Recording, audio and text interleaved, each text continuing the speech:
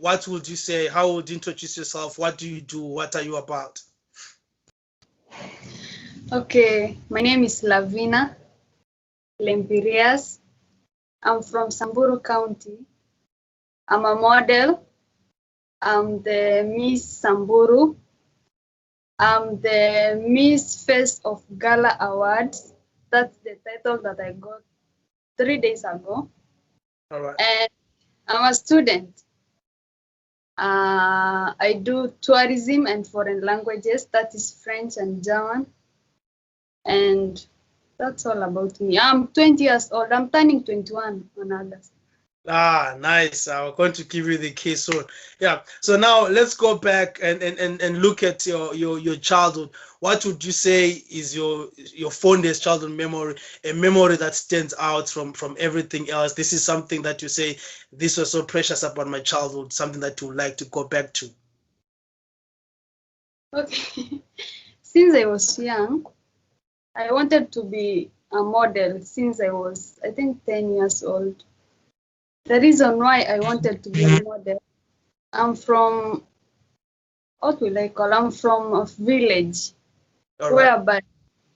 whereby people are practicing these bad things like FGM. See, you know FGM, early marriages, and so many things. So I wanted to be a model because I wanted to change so many things in my village. Sort of those FGM, early marriages. So I'm still running, I'm still fighting, and I'm still chasing my dreams until I reach where I want, so that I can go back to my village and change everything. All right, nice. Now, as someone who comes from a village, who's been able to get into the profession of modeling and get these crowns that we have and all these things that you've gotten through modeling, has your family always been supportive about this? What was their reception and their perception when it comes to modeling? Because most of the times parents will push you towards education, go and get that English, go and get that maths, and this is not that important. So how was the experience for you? My family has been the most challenging part in my career, because like my mom, I never told her that I'm a model because I knew she'll never accept. So, she has been poisoned that when you become a model, the only thing you can do is you just go take pictures naked, being posted. So she has that bad idea about modeling. So there's this day, the moment she came to accept that I'm a model, there's this crown that I won at the first day. So I told her, Mom, I'm going to contest for something. And she told me, just go, because I don't want to hear anything about modeling. And the moment I won that crown, that's the moment now I'm seeing now she's supportive right now. But since I started this, I was just alone. Like, I didn't have anyone to support me. All right, nice. What would you change for other kids who are also in the same situation that you were before? Now you kind of have that support and you've changed the perception probably to your family a bit. But what would you do differently for kids that are dreaming to become models in Sambaru, for example? So far, like now, the level that I am now, I'm receiving so many new numbers from girls. Like, they want me to advise them on how they will start this career. So now, the moment I'll get that person, the moment you text me and ask me for the process, the way I started, I'm really ready to support you, to guide you on the things that modeling wants, the industry modeling wants. I'm so ready and committed to hear whatever you want me to tell you about modeling. So anyone who wants to be a model, I'll just advise you. It's a nice industry. All right. How is this information given? Probably, how did you get this information about everything that you need to be a model? Because you say you come from a place where this thing is not popular. How is the Kenyan modeling industry providing this information to anyone who's aspiring? Is there a place where someone can go, maybe a website or institutions that people can get in touch with and say, this is what I want to do, and I am here, this one or two things that I need, that I think will help me in my career? Because I believe that sometimes people fail to do things because there isn't enough information at their disposal. Sure. Like when I was starting, the only thing I could do, I didn't have trainers. I didn't have I was in village that time. Yeah. So I didn't have enough or academy. There is no academy there. There is no trainers. So the only thing I could do, and I didn't have a phone. Remember, I was young. Yeah. So the only thing I could do, I'll just take my mom's phone. I pop into the YouTube and start searching how to model, how to pose. That's the only thing I can do when I enter to YouTube. All right. Yep. And then now looking at your career, maybe if you can give us some of the highlights that you can say, these are the things in my whatever years of modeling that have stood out for me, and I cherish these moments for me. And maybe it's the pageants that you've won, it's the awards that you've won, or it's the work that you've done through modeling. So far, due to this corona, many events have been cancelled. I know I could have been somewhere now if not corona. So I have this crown, my area's crown, my county crown, this one now. And the moment I won this crown, I was so blessed because I met new models, I met new sponsors. So, and the other one, I think 3 days ago, I won another crown. That is Miss Face of Gala Awards. Gala Awards. These awards giving. So I was called for contesting. We were contesting around, I think we were around 15, and we were all ladies, girls.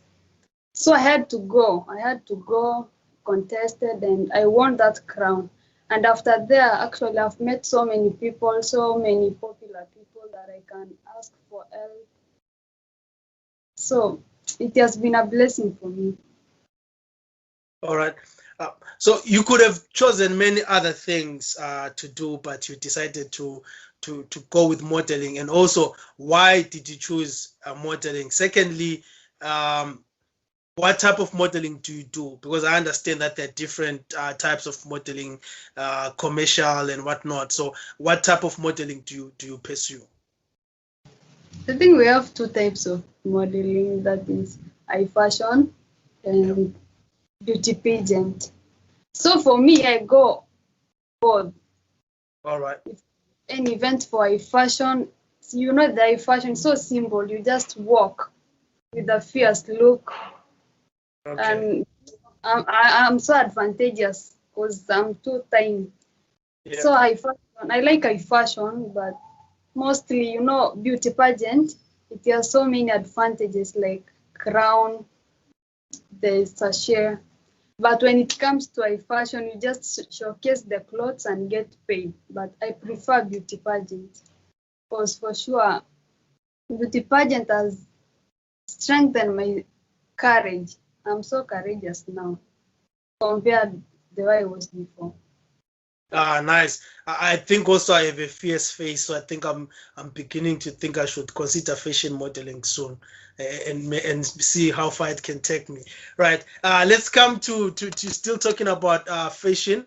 I was drawn to you because of the beadworks, the Maasai inspired stuff that you do, and all that. So let's look at African culture and the appreciation of our culture. Most of the times we run with trends that are from elsewhere either than from Africa. So maybe let's start from there and say what inspires or what informs your fashion sense, your beating, and all the work that you kind of put in when you're going to your modeling. Okay, first of all, this is my tribe. I'm a Sambaru, and a Sambaru and a Maasai, we are all Ma. We speak the same language, we dress samely, and So the moment I put on these beads, you see most of my pictures just get me with beads. So the most interesting part is just I like beads. I like going to events where I've worn like this. I feel so proud by the way. Yeah. Yeah. All right, with the beadwork, do you do this for yourself, or you buy these things, or there's a place where people do this beadwork? Okay, there is a place. We have these talented people they like this one. This is for my designer. See. All right. So he designed this one and the earrings. I forgot one earrings and the earrings and Yeah. this one. And that one my mom used to do beadworks mostly. All right. How has been the reception when you walk down the aisle to people that are not familiar with the beadwork? How have you been received by different people from outside your place? At the moment you put on beads, like when you go to events, you see most people just approach you and hi, can I take a picture with you? Hi, you look beautiful and that makes me feel so. Ah, nice. So, what would you say is unique from your culture, considering some of the few cultures that you might have interacted with, maybe via the television, via internet, and maybe people that you've met? What would you say this is something that is unique from our culture? Of course, something that is unique about my culture is these beads. If you see someone like in Kenya, if you see someone wearing this, if I want this one out and walk around, you'll just hear people saying Masai, hi Masai, hi Masai. So the moment you wear this one, they obviously know that you're Masai, either you are or not. Yeah. Yeah, all right, awesome. So, what are you working on at the moment? What can we expect from you? Sorry? What are you working on at the moment? What can we expect from Lavina in the future? Okay. The moment I'll reach where I want to be, there's these three things that I don't know to improve or to fight like that. There's this depression, depression. I Yeah. know so many I know so many people are going through depression. People are going through hell, but they don't have anyone to talk to. So depression, FGM, and the early marriages. So the moment I'll reach where I want to be, I'll make sure I'll create an organization whereby I'll fight against depression. If you're so depressed and you have no one to talk to, you just visit my organization and we talk to you. We give you anything that you want that will release your stress. Another thing, FGM. I'm from a tribe. Despite the beads, the uniqueness of my culture, we also have disadvantages like FGM. They still practice FGM. Girls are going through FGM. Yeah. So I like to fight that. That's a very bad thing. Like, making a girl to go through FGM is a very bad thing. So I wanted to fight on that. Another thing is early marriages. You get someone is 10 years old. I'm so lucky. My dad took me to school. So you get these girls, they're 10 years, and you're getting married to a 50-year-old man. That is so. So the moment I will reach where I am, I'll fight against those three things, especially FGM and the early marriages. Because you can't be 10 years old and you're getting married to 50-year-old man. That is so. All right. So with all these things that you're talking about now, is there anything that you're doing before you are in a position to have this organization? Are you raising your voice in any platform to try and maybe raise awareness and fight on these things for FGM and for early child marriages? For now, the moment I want this face of gala awards, that is 1 week, I think 1 week or 3 days ago, and I met this lady. She's called Georgina. Yep. He has an organization of Sitiri Dada. That is a Kiswahili word, Sitiri Dada. All I right. think helping a girl. So he invited me, and she was asking me if we can combine and start supplying pads, sanitary towels to our small girls. And then I told her, yes, even I'm ready. The moment you give me this work, I'll go all over, especially my area, because I know girls are going through a lot of things. So for now, I'm doing that organization of sanitary towels, but I'll come to those three.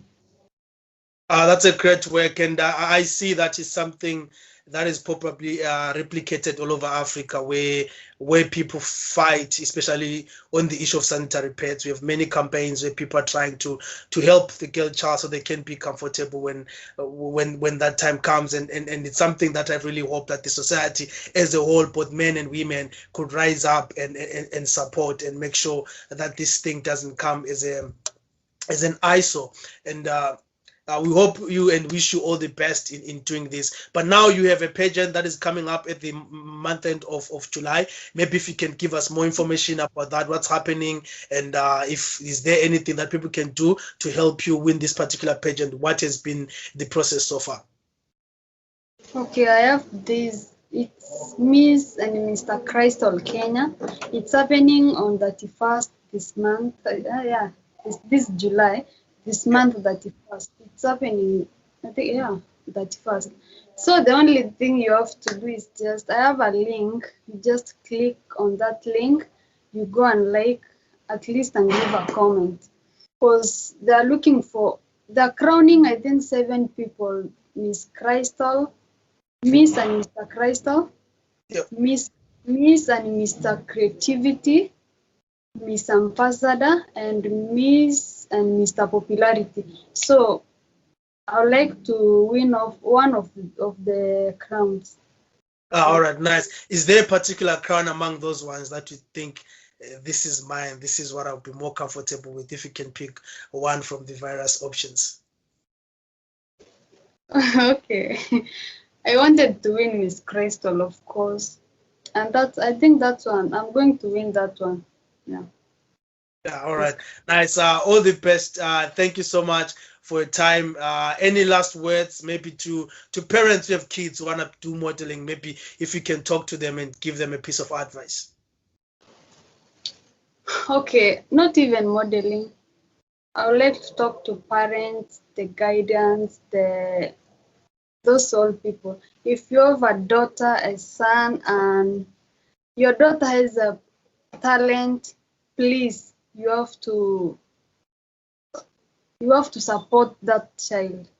Because nowadays talents are paying people more than even the profession works.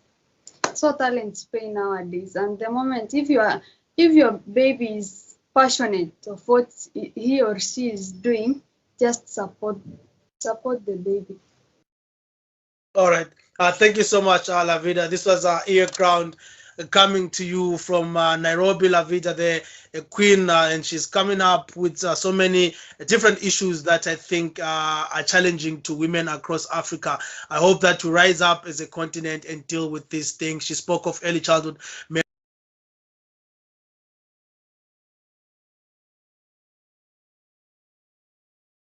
other things that really touch young people, especially young girls who are disadvantaged to make these decisions. So I hope that parents will make better decisions for these kids. Thank you so much for your time, Lavida. Until next time, asante sana.